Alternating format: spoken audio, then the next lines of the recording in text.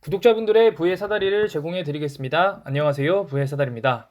네, 이번 시간은 구독자분들 중에서 한 분께서 분석을 요청하셨던 금요 석유 화학에 대해서 한번 살펴보는 시간을 갖도록 하겠습니다. 이름에서 아시겠지만 금호 석유 화학은 화학업종입니다. 화학업종이 요즘에는 사실 화학산업을 잘 하지 않고 화학업종 이외의 사업을 많이 합니다.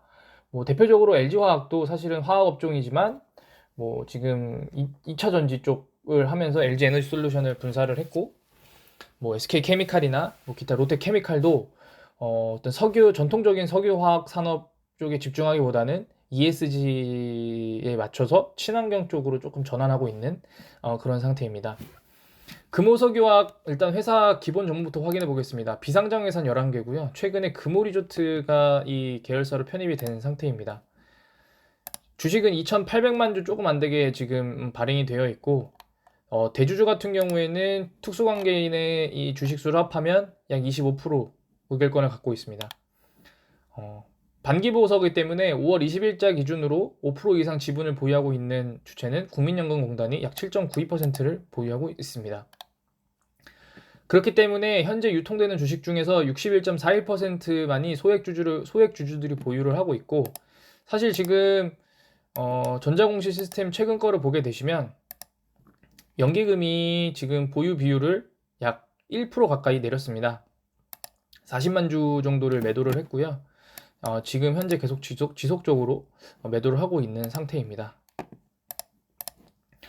현재 지금 금호석유화학이 하고 있는 사업 부문은 합성고무, 합성수지, 정밀화학, 기타 사업 이 네 가지 부문으로 나눌 수 있고, 전부 다 제품의 형태로 매출이 발생하게 되고, 사실은 내수보다는 수출 쪽의 중심입니다. 기타 사업 부문인 스팀이나 전자 소재만 내수 중심으로 지금 사업을 진행하고 있고, 대부분의 상품들은 전부 다 수출 기업으로서 현재 지금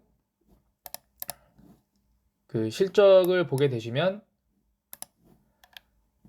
분기별로 보게 되더라도 지속적으로 매출과 영업이익이 증가를 하고 있습니다.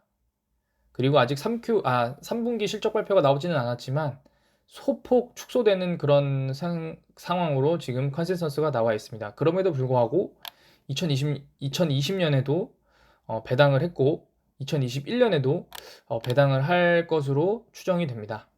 요거는 이제 추정치이기 때문에 이 부분은 바뀔 수 있고요. 근데 왜 이렇게 좋은 금호 석유 화학이 매출도 잘 나오고 영업이익도 잘 나오는 기업이 왜 주가가 이렇게 떨어지느냐? 제가 개인적으로 생각을 했을 때는 사실은 이런 시가총액이 높은 기업들은 어떤 투자 주체의 어떤 세력에 의해서 가격이 좌우되는 그런 기업은 대부분 아닙니다. 일단은 뭐 작년에서 올해 초에 가격이 많이 오른 부분들과 이 5월 달에 유가나 어떤 그 원자재 가격의 상승으로 인한 그런 뭐 상승과 하락 등은 일부 과열이 포함될 수는 있으나 사실은 지금 현재 금호석유화학이 시장에서 크게 관심을 받지 못하고 지속적으로 하락하고 있는 부분은 어떤 본인 사업의 방향성이 사실은 미래지향적인 것보다 현재지향적이라고 판단을 하는 것 같습니다.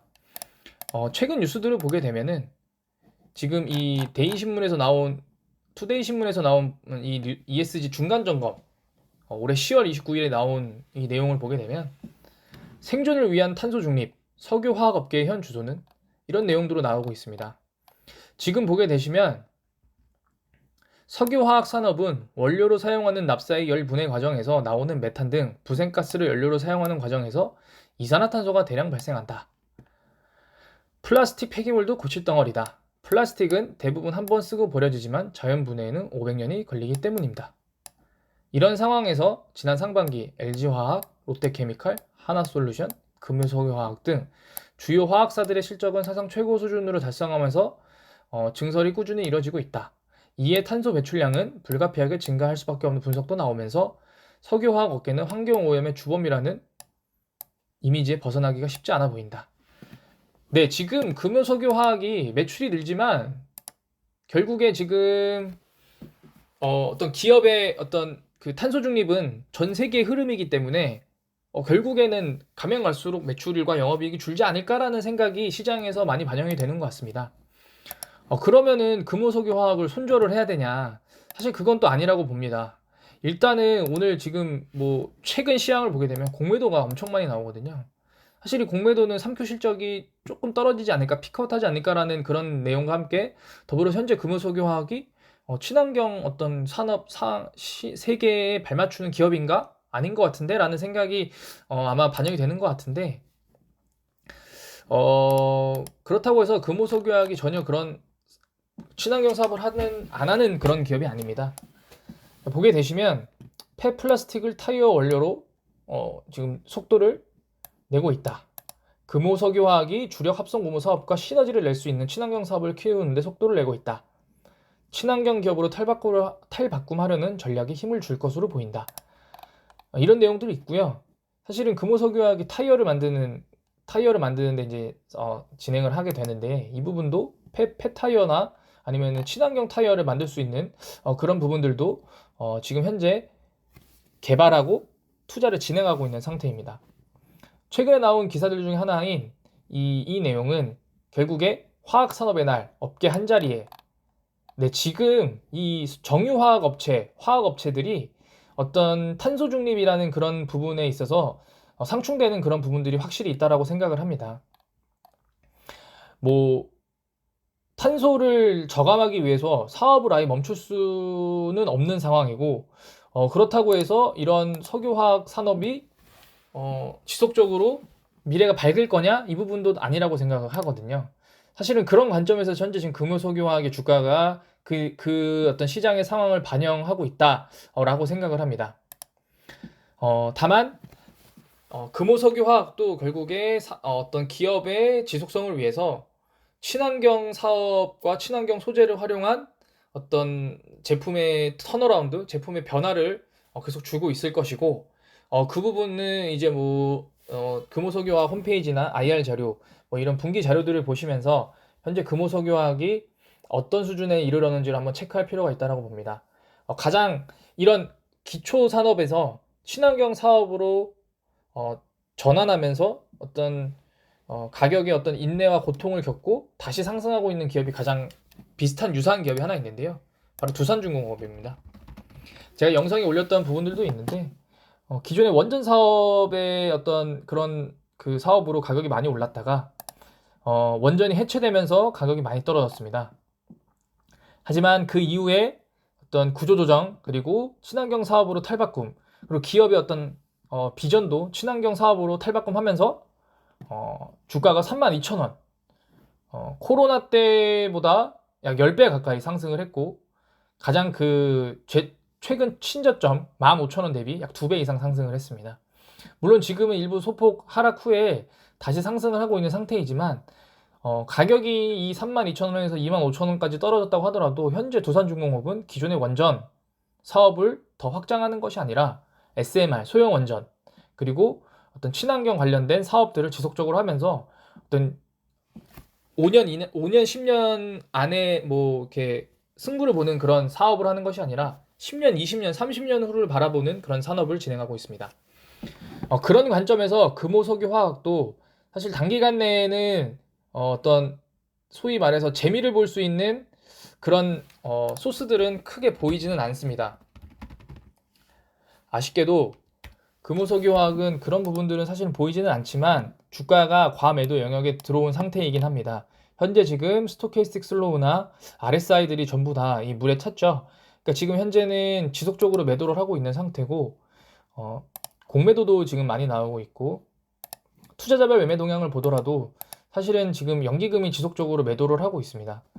연기금이 한번 어떤 투자 비중을 줄이기 시작하면은 어떤 가격의 하락과 이런 상승에 관계없이 지속적으로 매도를 하게 됩니다. 아마 연기금이 일정 부분 이하 목표를 맞춰서 매도를 하기 시작했다면 금호석유화학의 호재가 나오더라도 연기금이 대량 매도할 수 있는 그런 상황이 나옵니다. 그런 부분들을 한번 고려를 해 보시면서 주가의 흐름을 살펴보셔야 되는데, 다만 단기간 내 뭐 한 달, 두 달 이내에 다시 신고가에 올라갈 수 있는 요인은 크게 보이지는 않는다. 아쉽지만.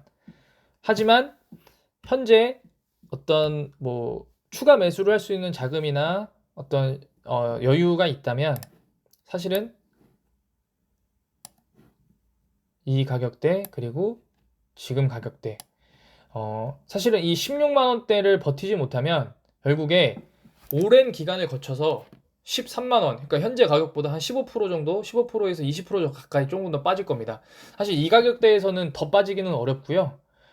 사실은 뭐 주가가 한없이 빠지는 것도 아니고 한없이 오르는 게 아니기 때문에 어떤 특정 지지선을 유지를 해주면 이제 버틸 수가 있습니다.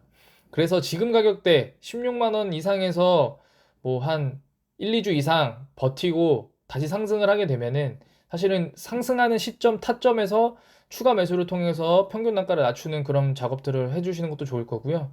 만약에 금호석유화학이 연기금의 매도와 공매도로 인해서 이 16만 원이 깨진다. 뭐 15만 8천 원 이렇게 떨어졌다. 그러면은 바로 거기서 추가 매수를 하시는 게 아니고 그 이전에 어떤 거래량이 제일 많았던 2020년 10월, 11월, 12월 이 가격대까지 기다리셔야 됩니다. 이 중간에는 급등을 했기 때문에 이 가격대에서 거래를 한 매수 주체들이 많지가 않습니다. 그렇기 때문에 가격들이 이제 아주 천천히, 왜냐하면 이거 시가총액이 높은 기업이기 때문에 그렇게 막 급락하지 않습니다. 급락을 한번 하더라도 하고 나서 완만하게 계속 빠집니다. 그러면은 이게 뭐 만약에 지지를 못한다 그러면은 이런 식으로 계속 빠지겠죠. 이런 식으로 빠지게 되면 이 가격대에서 지지를 할 수 있는지를 한번 체크를 해 보시고, 지지를 한다라고 하면은 다시 올라갈 때 그때 매수를 하시는 게 올바른 판단인 것 같습니다. 제가 말씀드리는 거는 가장 최악의 상황을 말씀드립니다. 뭐 행복회로는 누구나 다 돌릴 수 있거든요. 행복회로는 다른 유튜브 보셔도 됩니다. 주가 갑자기 20만 원 갈 수 있죠. 뭐 갑자기 뭐 매출이 뭐 대형 공시가 나오거나 아니면 갑자기 시장에서 친환경 사업을 받거나 아니면 기존 석유화학 기업에 대한 어떤 저평가라는 뉴스가 증권 업계에서 쏟아져 나오면 주가 갑자기 이거 그냥 이렇게 올라갈 수 있습니다. 근데 그것보다는 우리는 주식을 하면서 어떤 리스크를 조금 줄여나가야 되거든요. 추매를 하고 싶어도 이 가격대 지금 하는 게 아니고 이 가격대를 지지하는지를 보시고, 오늘 16만 8천 원인데 16만 8천 원보다 조금 높더라도 그 가격을 지지하는지를 확인해 보시고 매수하시는 게 좋을 것 같습니다. 뭐 금호석유화학에 대해서는 추가적으로 다시 좀 더 뎁스 있게 분석을 해서 영상을 한 번 더 올리도록 하겠습니다.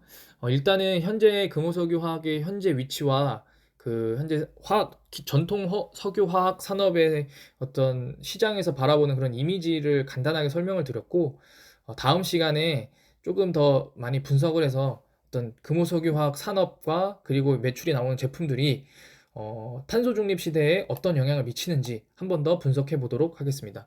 네, 이상으로 영상을 마치도록 하겠습니다. 감사합니다.